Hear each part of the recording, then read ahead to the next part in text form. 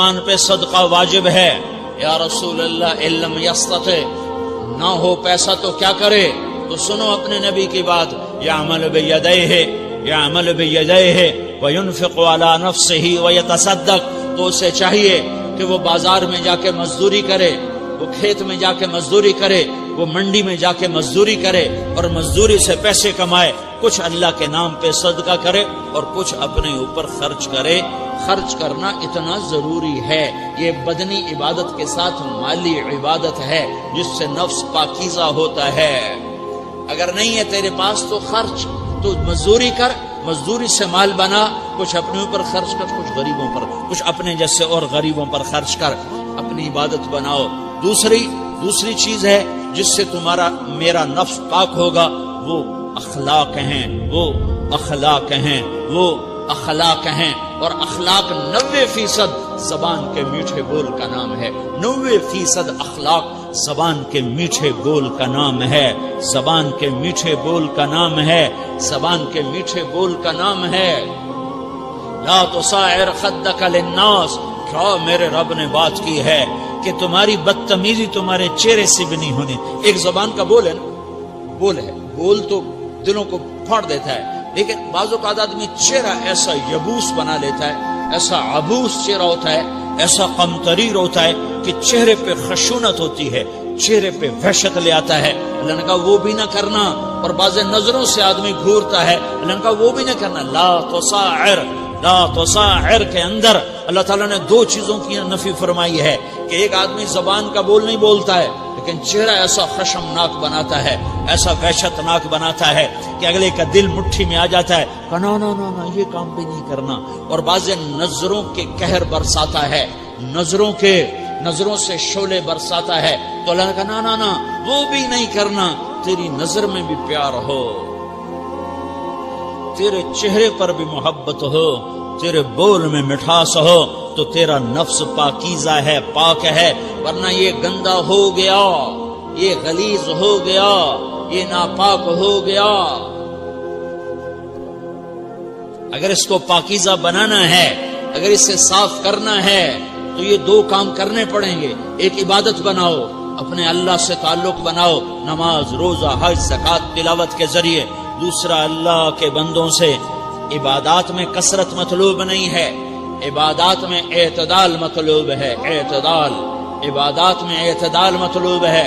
سارا دن مصلی پہ بیٹھے رہنا مطلوب نہیں ہے، اعتدال ہے۔ میرے نبی نے نماز لمبی پڑھی تو اللہ نے روک دیا، ما انزلنا علیک القرآن لتشقی، میں نے تیرے اوپر قرآن اس لیے تھوڑا ہی اتارا ہے کہ تو لمبی نمازیں پڑھ اپنے آپ کو تھکا لے، درمیانے درجے کی نماز پڑھا کر۔ میرے نبی نے تبلیغ میں زور دکھایا تو اللہ نے اس سے بھی روک دیا، فلا تذهب نفسك عليهم حسرات، میرے محبوب تبلیغ کا کام تو کر، پر ایسا نہ کر کہ تو خود گھل کے مر جائے، کوڑ کے مر جائے، دکھ درد میں مر جائے۔ درمیانے درجے کی تبلیغ کر، درمیانے درجے کی نماز پڑھ۔ عبادات میں اللہ نے کہا اعتدال، اعتدال۔ اور جب میرے نبی نے اخلاق دکھائے، جب اخلاق میں زور دکھایا، جب اخلاق میں بلندیوں کو چھوا، تو اللہ تعالیٰ نے اعتدال کی بجائے اور آگے بڑھنے کا حکم دیا، شاباش بھی دی اور آگے مزید بڑھنے کا حکم بھی دیا، شاباش بھی دی۔ پہلے اللہ نے قسمیں اٹھائیں، نون والقلم وما یسطرون، مجھے قلم اور اس کے تحریر کی قسم، ما انت بنعمت ربک بمجنون وان لک لاجرا غیر ممنون وانک لعلی خلق عظیم، مجھے قسم ہے قلم اور اس کی تحریر کی، اے میرے حبیب شاباش، انک لا شاباش، شاباش، تیرے اخلاق بڑے بلند ہیں۔